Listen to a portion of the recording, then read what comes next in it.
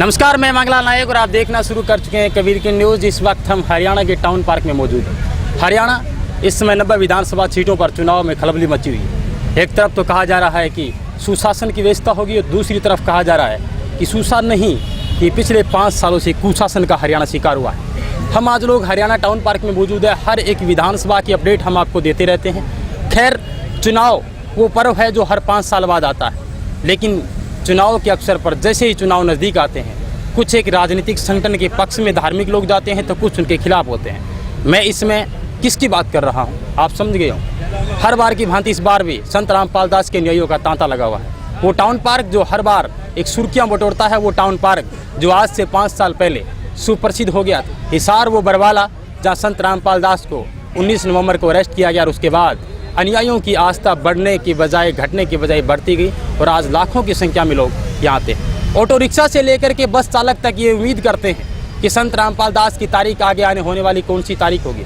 क्यों? क्योंकि आमदनी का धंधा उनका भी जोर शोरों पे।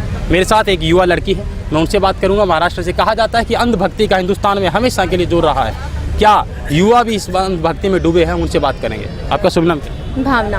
भावना जी, नाम बहुत अच्छा है। अक्सर भावनाओं की मैं कदर करता हूँ आपके। और हरियाणा के अंदर आप आए हैं, कहाँ से आप? हम पूना महाराष्ट्र से आए। जी बिल्कुल, महाराष्ट्र वो एक वेल एजुकेटेड एरिया है जहाँ से बहुत मुश्किल है कि अंधविश्वासों में लोग आते हैं। कौन सा जादू हो गया जो हरियाणा में आकर के यहाँ आकर पार्क में संत रामपाल दास के चरणों के लिए आते हैं? संत रामपाल जी महाराज जी का जादू यही है, जो तत्व ज्ञान, जो आध्यात्मिक ज्ञान उन्होंने ऑथेंटिक प्रूफ्स एंड फैक्ट के साथ दिया है, बस उसी का जादू हम पर हो गया। इसीलिए हम उस परमात्मा के लिए यहाँ पे आए हैं। जी जी जी बिल्कुल। मैं दूसरा नेक्स्ट क्वेश्चन करना चाहूँगा। मैं 5 साल पहले जाना चाहूँगा। आपके गुरु है, आध्यात्मिक गुरु है और भारतीय के धार्मिक गुरुओं का देश रहा है। हर एक अनुयायियों की भावनाओं को समझते उनकी कदर करना चाहिए। लेकिन अन्य जो गुरु है वो जेल के अंदर है, कैसे डिफाइंड करेंगे, उस मंत्र कैसे प्रभावित करेंगे?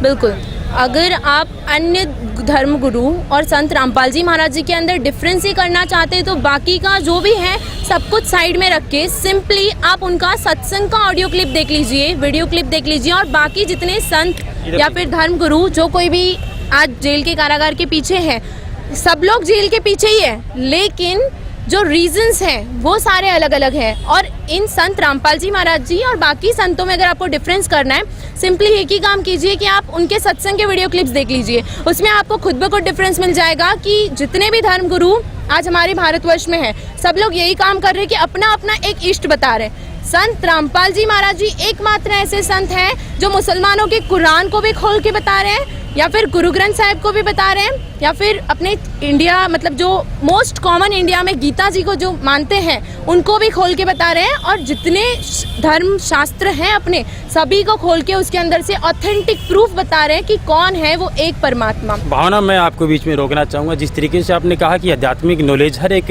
इंसान की ज़िंदगी में भी होता है, और आपको मैं पूरे दावे के साथ कह रहा हूँ कि हिंदुस्तान के अंदर 100% में से जो बाबाएँ हैं उनमें से शायद 10% बाबाओं को पता होगा कि हिंदू धर्म का जो सदग्रंथ था वो गीता है और गीता के अंदर अध्याय कितने हैं। मैं मानता हूँ इस बात को, लेकिन मैं मेन मुद्दे की जो बात पूछ रहा हूँ आपसे, सीधा और स्ट्रिक्ट सवाल मेरा यही आपसे, क्या रीज़न रहा, किस पुस्तक की वजह से ये सब बवाल हुआ कि आज संत देशद्रोह का मुकदमा फेस कर रहा है? बिल्कुल, संत रामपाल जी देशद्रोही होने का मुकदमा इस कारण से फेस कर रहा है क्योंकि देखिए, जब संत रामपाल जी महाराज जी ने पूरे विश्व को आमंत्रण दिया था कि अगर आपके पास में सच्चा ज्ञान है तो आप हमसे ज्ञान चर्चा कीजिए, ताकि जनता को भी तो पता चले ना कि सच्चाई क्या है, ठीक है। और अगर आपके पास में ज्ञान नहीं है तो भारत की भोली भाली जनता की श्रद्धा का मजाक उड़ाना बंद कीजिए। इस प्रकरण के पीछे मेन किसका हाथ मानते हैं? राजनीति, धार्मिक बाबा, या फिर कोई और तीसरा?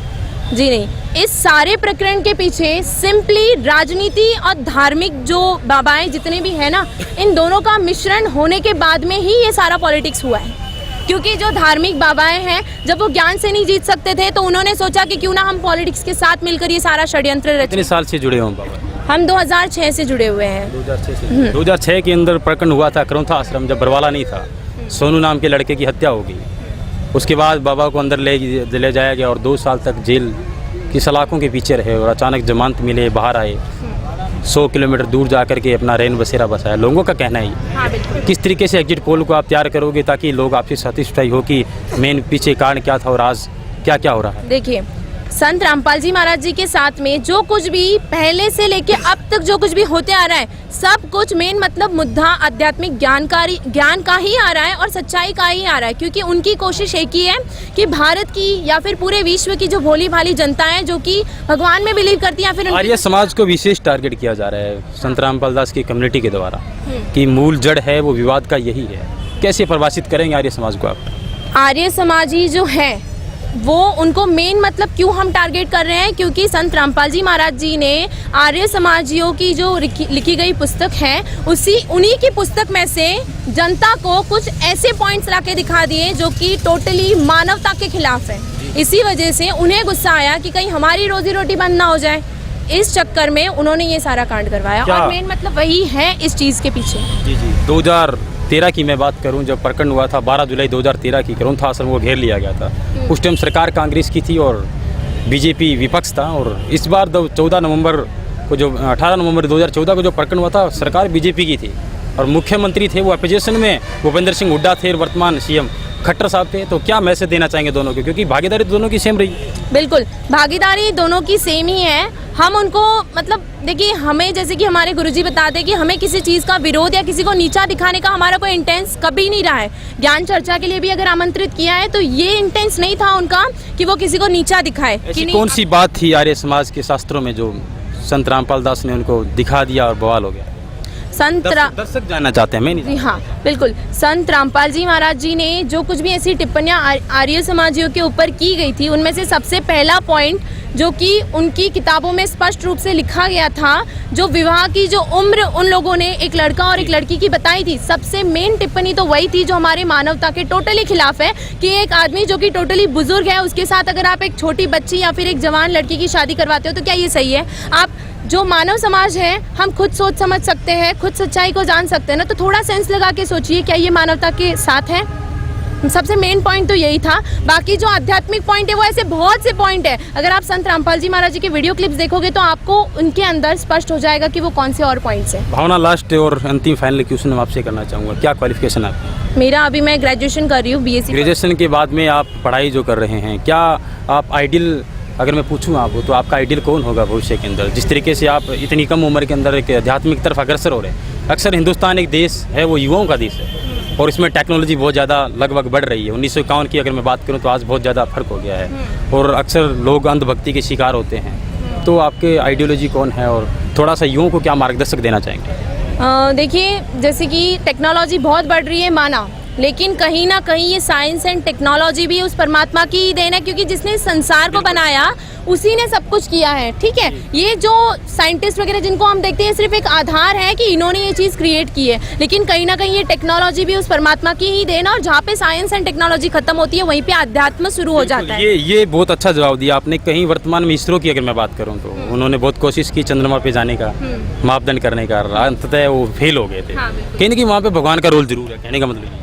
देखिए, कहीं ना कहीं भगवान अगर ये ऐसी कोई चीज़ें बताते हैं तो वो इन शॉर्टली आपको यही गाइड करना चाहते हैं कि देखिए, इंसान थोड़ी सी सफलता पाके ये सोच लेता है कि नहीं मैंने बहुत कुछ पा लिया या फिर मैं सब कुछ कर सकता हूँ, लेकिन ऐसी जो चीज़ें होती है ना, इससे वो परमात्मा एक ही चीज़ बताना चाहता है कि नहीं बच्चों, आप सब कुछ नहीं कर सकते। कहीं ना कहीं वो समृद्ध जब तक आपके साथ ना हो ना तब तक आप कुछ नहीं पा सकते। भावना, लास्ट क्वेश्चन आपसे करना चाहूँगा, उम्मीद है कम बैक करेंगे संत रामपाल? जी हाँ, उम्मीद नहीं, 102% हमें यकीन है। इसको उम्मीद नहीं, इसे हमारा 102% यकीन कहते हैं कि संत रामपाल जी महाराज जी आएंगे। और जिस समय अब इस बार वो आएंगे ना, तब अच्छों को उनके आगे घुटने टेकने पड़ेंगे, इस तत्व ज्ञान के आगे उनको घुटने टेकने पड़ेंगे। और संत रामपाल जी महाराज जी इस बार जब बाहर आएंगे ना, तब पूरे विश्व में एक झंडा, एक भाषा और एक ही परमात्मा की पूजा होगी, और वो है संत कबीर जी। उन्हीं बिल्कुल, आपका धन्यवाद। देखिए, संत रामपाल दास के बारे में बहुत सारे आध्यात्मिक किस्से सुने होंगे, लेकिन युवा जो लोग हैं उनका कहना है कि संत रामपाल दास जरूर आएंगे। बहरहाल हम आपको बता देते हैं कि बहुत सारे मुकदमों का फेस कर रहे हैं और उम्र कैद की सजा भुगत रहे संत रामपाल दास के अनुयायियों की आस्था है वो अभी भी आज भी अटूट है।